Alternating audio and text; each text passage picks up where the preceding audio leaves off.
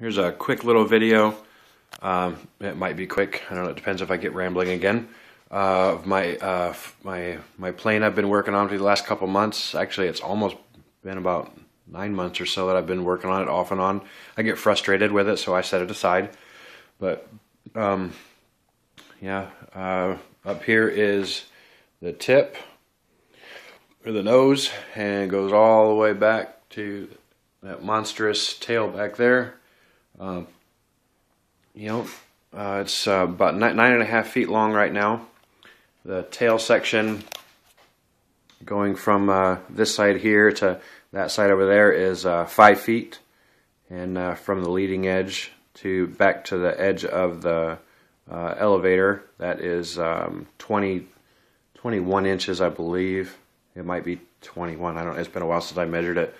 The rudder is 20 inches tall, and from the tip right here to the point back there is 21 inches. You see, I got my servos. My servos put on. It's a little plywood servo tray that I cut. I cut 3 of them. 1 for the rudder and 2 for the elevator. I wanted two servos to run the elevator because the elevator is a full length elevator from here all the way down to there. It's 5 feet long. I am going to change these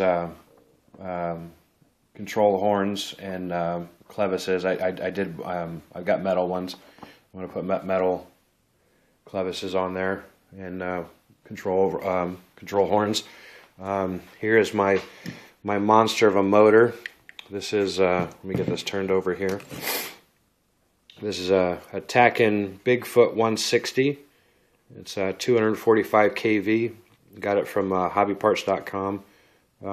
It wasn't expensive, wasn't real cheap. I've got 2 propellers that I'm going to test out on this. I've got an 18 by 8 prop and a 20 by 10 prop. Let's see. I've got a little watt meter here I got from Hobby King. I'm gonna test it out on that hopefully here real soon. I'll put the motor. The motor will actually sit up here, probably something like that, and the propeller it's a pusher. I gotta figure out my motor mount. That's kind of a long story. I had it right before, but I changed something, and now my measurements don't line up. So I need to figure out that. But yeah, this is the plane that's been causing me a little bit of grief lately, and I don't know. We'll certainly see if we can get it in the air. I hope. Right here, this is one of the 5 wing sections. This is it's a 40-inch center section of the wing, and then here on the shelf, I've got 2 more 40-inch sections that have I believe they're 30-inch flaps right there, and then here in the back there are 2 60-inch wing sections that will go on the outer part, and they have I forget how long the aileron flaps are, the aileron control surface. I forget how long those are. It's been a while since I measured them. But the 5 wing sections make a total of 20 feet and 5/8 of an inch, and I'm really hoping that it'll work out. This is my Photon motor glider. I actually flew that for the first time the other day. Man, that thing flew definitely thumbs up. I mean, that was really, really nice. I enjoyed that. I had that up really, really high. It looked like that big in the sky. It was teeny tiny. There's my RCH Trainer version 2. I'm going to order the motor and speed control and servos for that here pretty soon. Right here is my RCH Trainer version 1. There were a couple of mistakes that I made on that, and when I get done with that plane, I'll explain the differences between the 2. But yep, this is my big plane I've been calling the FB Albatross. I'm calling it the Albatross because an actual albatross bird, the wingspan of a fully grown adult can be like 15, 16, 17 feet. And you know, the wingspan on this plane, I'm looking at 20 feet. So I just thought that was kind of appropriate. So yeah, I do have a little hatch back here. I put this hatch here because actually originally I wanted my servos for my rudder and my elevator in here on a servo tray. But just to simplify things, that's not going to work out. I mounted my servos here. But I am going to leave this compartment here. This is where all my wires will, for my rudder and my elevator, because I have two of them, remember? So those will meet here, and I can join them. You know, I can connect those right there. Here at the front, because these spaces are open, I'll have my speed control mounted in either this space or this space up here. I don't know.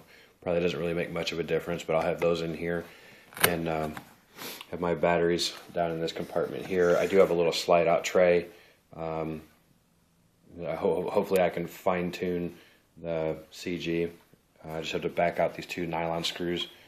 There's one right there and one over here. Back these out, and this piece of foam board here will slide out. I'll have my batteries on that. That'll close up just like that.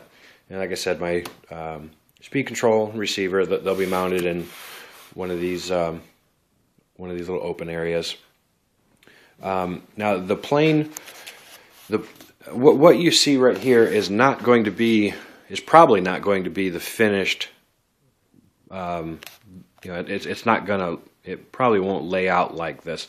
This whole section right here, these three upper pieces of tube, they might slide back a little bit and they might slide forward a little bit. I don't know. It just depends on, you know, where it lies for the CG. I just have it kind of sitting up there for right now. So that, you know, this part up here might change. It probably will change.